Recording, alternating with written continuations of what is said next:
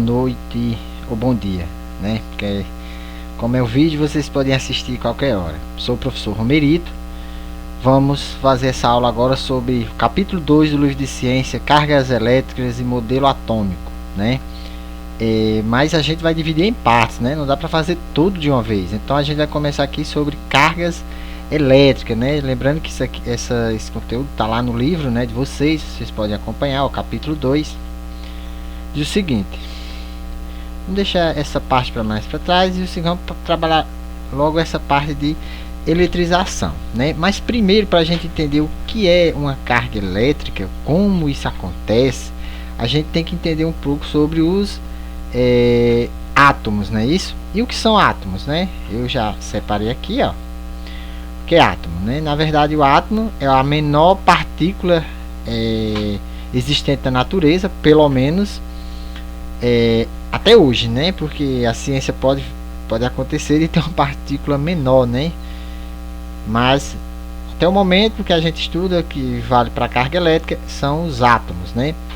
E os átomos são constituídos de quê? Por exemplo, essas partezinhas que estão circulando aí são os elétrons, né? São os elétrons. São eles que basicamente, que lógico, tem que ter, e o que está no centro aqui, ó, é os prótons, né? Os prótons e os nêutrons, né? Tem outra imagem aqui que diz o seguinte, ó. Esses aqui são os elétrons, carga elétrica negativa. Tem os nêutrons, né? Ó, os nêutrons sem carga elétrica aqui, ó. Lembrando que no átomo, os números de nêutrons e prótons tem que ser a mesma quantidade, tá? Eles sempre são a mesma quantidade. Se eu tiver uma quantidade 2 prótons, por exemplo, 2 prótons, e se automaticamente eu vou ter 2 nêutrons, né? E também a mesma quantidade de elétrons tem que ser a mesma quantidade de prótons e nêutrons, ou seja, o átomo está em equilíbrio. Nesse caso, o átomo não vai ter carga elétrica, né? Ele tem a sua carga elétrica, só que como está em equilíbrio, não dá para perceber. Quando é que a gente percebe essa carga elétrica, né? Quando os elétrons, né, eles saem do átomo ou entram, tá? Então, quando esse átomo ganha elétron, ele vai ficar com a carga aqui, ó, negativa. Quando ele perde elétrons, ele vai ficar com a carga positiva. E é isso que na verdade gera a corrente elétrica, né? Mas, professor, e se eu tirar os prótons? Não prótons, porque olha só, como mostra a imagem em cima, os prótons que ficam aqui no núcleo do átomo, ele não se altera, né? Eles não se mexem. Então, quem se mexe são os elétrons. Então, ele pode ir para outro átomo, ou esse átomo também pode receber elétrons, né? Então, quando ele recebe elétron, vai ter uma carga negativa. Quando ele perde elétron, vai ficar uma carga positiva, né? Como mostra aqui a imagem, ó. A gente vê aqui, eu já disse aqui, ó. Prótons, elétrica, carga elétrica positiva, né? Ele tem a carga elétrica positiva e os elétrons têm a carga negativa, ok? Então, o que a gente vai ver agora nesse capítulo é o processo de eletrização, né? De atrito e contato. Lógico, tem outra que é de indução, mas essa de indução vocês só vão ver lá no terceiro ano, né? No nono ano, só atrito e contato, tá? Então, para a gente entender, tem que saber essa questão do átomo, tá? Subindo mais aqui no livro, diz o seguinte, no livro: eletricidade, experimento acima, tem a ver com eletricidade. Para muitas pessoas, a palavra eletricidade faz lembrar coisas como eletrodoméstico, computadores, conta de energia elétrica, pilhas e baterias, iluminação e motores elétricos. A eletricidade, no entanto, é muito mais que isso. Fenômenos, acontecimentos de origem elétrica são presentes há muito tempo pela humanidade. Nesse capítulo vamos estudar alguns dos fenômenos da eletricidade, como importante área científica, cujas aplicações estão bastante presentes na vida dos seres humanos. Aprenderemos algo sobre as cargas elétricas, e as interações atrativas ou repulsivas que ocorrem entre elas.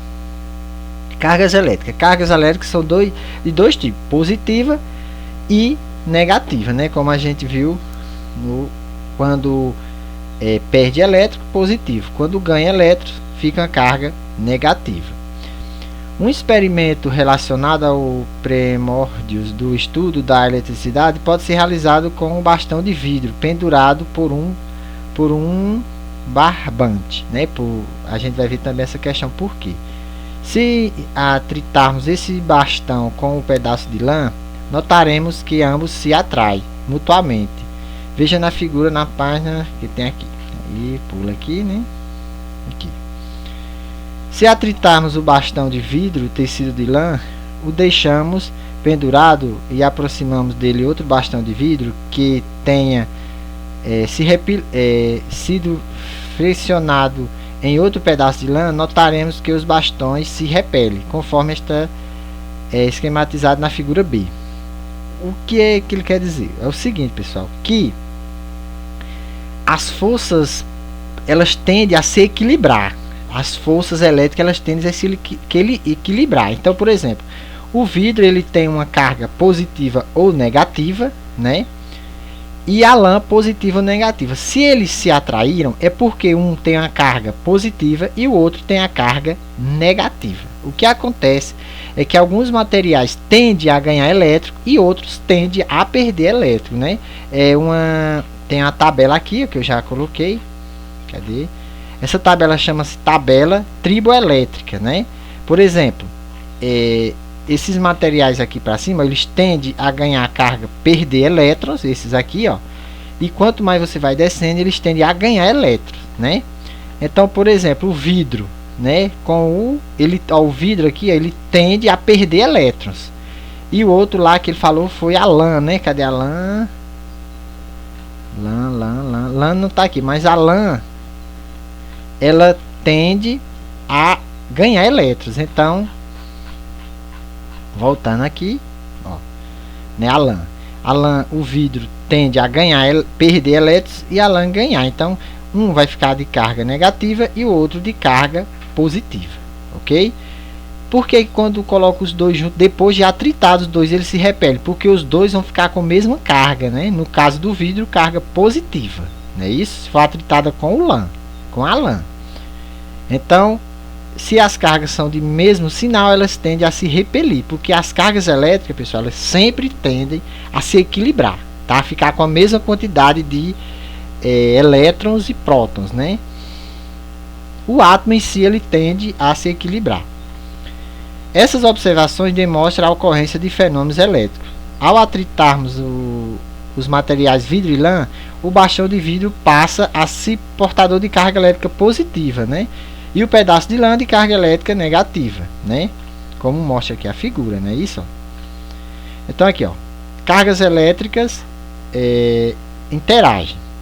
Quando atritados em outros materiais, ficam eletrizados, isto é, adquire carga elétrica.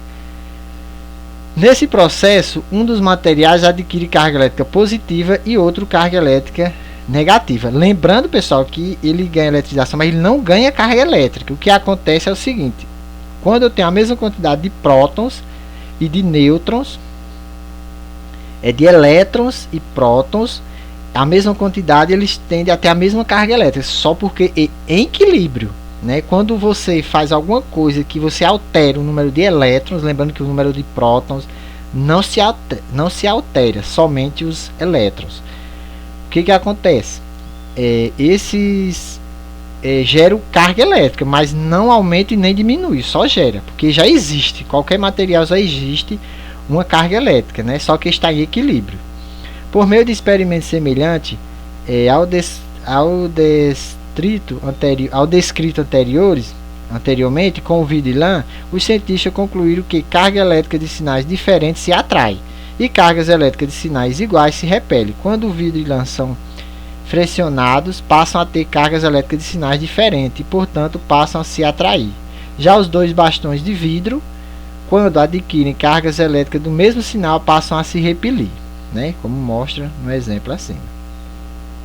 E aqui, ó, forças atrativas, não, uma negativa e outra positiva. Forças repulsiva quando tem lembrando que aqui pode ser o mesmo sinal, então aqui está positivo e positiva, mas também pode ser negativa e negativa, que vai se repelir do mesmo jeito, não é isso?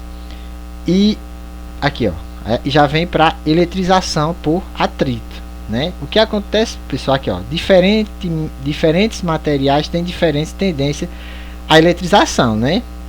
Quando o vidro e lã são atritados, dizemos que ambos os materiais adquirem carga elétrica pelo processo de eletrização por atrito. O que acontece é porque aqui, ó, na tabela que eu coloquei aqui, quanto mais distante for, por exemplo, esses material, por exemplo, aqui, deixa eu escolher um aqui,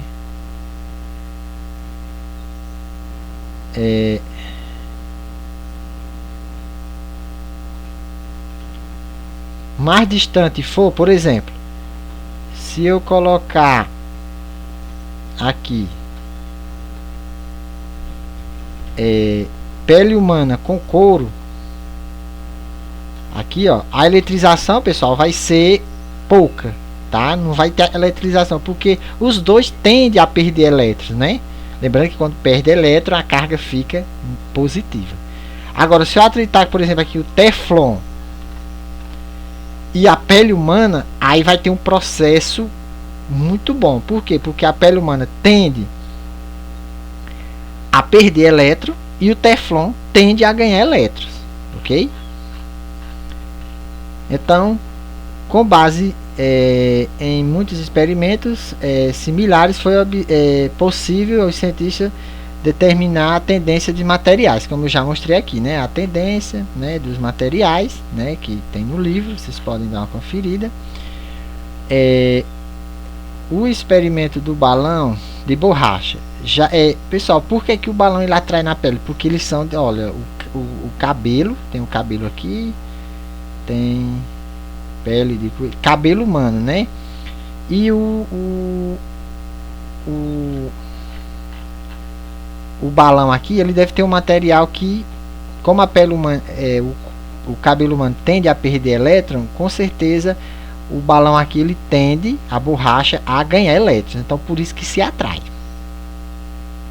Condutores elétricos e isolantes elétricos. Pessoal, essa parte de condutores, ela diz o seguinte: condutores elétricos são aqueles materiais que têm uma facilidade de transportar eletricidade, e isolantes são aqueles que não, na verdade, todo material ele tem uma certa tendência a conduzir eletricidade. Agora o que acontece é que tem uns que são muito difíceis, né, que são os isolantes elétricos.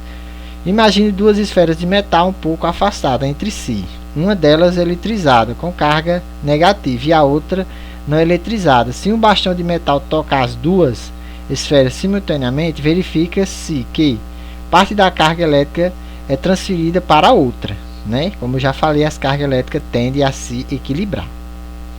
Porém, se utilizar um bastão de madeira, que é um isolante, né, a carga permanece na esfera elétrica e a outra não receberia nem um pouco dessa carga.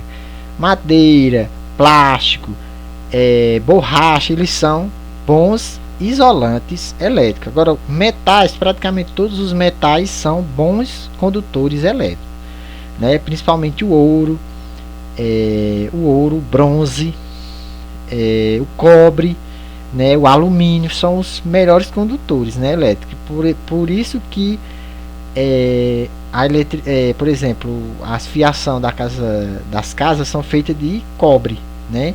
O fio tem o plástico isolante e dentro daquela borracha tem um fio de cobre. Mas o cobre é caro. Por exemplo, as alta tensão, essas que são no poste, são de alumínio. Mas o alumínio é fraco. Então, rede elétrica tem um cabo de aço e em volta desse cabo de aço é enrolado com alumínio, que são bons condutores de energia. Energia elétrica, né, da eletricidade. E o ouro também, pessoal. Por exemplo, o ouro ele conduz energia basicamente sem perca. Então, por exemplo, hoje só é possível ter celulares tão pequenos porque neles tem uma pequena quantidade de ouro. A parte elétrica lá dentro dele é basicamente feita de ouro, mas é uma quantidade que não compensa quebrar seu celular, viu? Esse experimento evidencia que o metal é um material condutor, tá? Então, para hoje, né, a gente tem que entender o seguinte, que existe o material condutores, né, e isolantes. E tem aqui a outro finalzinho, né, que é a eletrização por contato. Quando um corpo é eletrizado por um corpo eletricamente neutro, isto é, sem carga, por exemplo, essa parte aqui já é o fim, não. Na figura A, um bastão de vidro positivamente eletrizado toca uma pequena esfera de metal eletricamente neutra, suspensa por um fio. Nesse contato, a carga positiva se distribui entre o bastão, né? Então, para eu ter a eletrização por contato, eu preciso ter um dos materiais aqui isolado, né? Porque aqui, ó, ele está isolado com fio aqui pendurado com fio de provavelmente de nylon ou um barbante, né? E pega um cano aqui de carga, por exemplo, positiva. Então o que acontece? Se esse bastão aqui está eletrizado com carga positiva, a carga negativa desse bastão aqui, ó, ele se separa. Um lado vai ficar positivo e um lado vai ficar negativo. Esse lado aqui, ó, ele vai ficar negativo, porque as cargas opostas, sinais diferentes, se atraem. Então vão vir tudo para essa. Então a esfera vai ficar toda positiva, né? Toda positiva. Quando isso acontece, né, ele se eletrizou. Por quê? Um ficou somente com carga negativa e o outro somente com carga positiva, né? Não, na verdade não. Um ficou com carga neutra, né, porque se atraiu, e o outro, a esfera que está isolada, né, ficou com carga somente positiva, né? Aí tem aqui, na lisa seu bastão de borracha negativamente eletrizado toca uma pequena esfera de metal eletricamente neutra, né? Aqui já está da mesma forma, acontece a mesma forma, não é isso? Então, para ter eletrização por contato, eu preciso de uma esfera ou de um objeto isolado, o outro neutro, né? Quando é tocada por esse bastão, as cargas da esfera, a metade da esfera fica positiva e a outra metade negativa. A negativa vai ficar do lado do bastão, né? Porque os opostos se atraem. E quando eu retiro esse bastão, a esfera aqui, ó, como no exemplo B, vai ficar com somente positiva. Aí sim eu vai ter eletrizado, porque um corpo, para ser eletrizado, ele precisa ter carga só positiva. Lembrando que todo corpo ele tem ele já é eletrizado, já tem uma carga elétrica, porém neutra. Quando você faz esses processos de contato ou atrito, ele tende a ganhar essa carga elétrica, né, como mostra aqui no caso, né?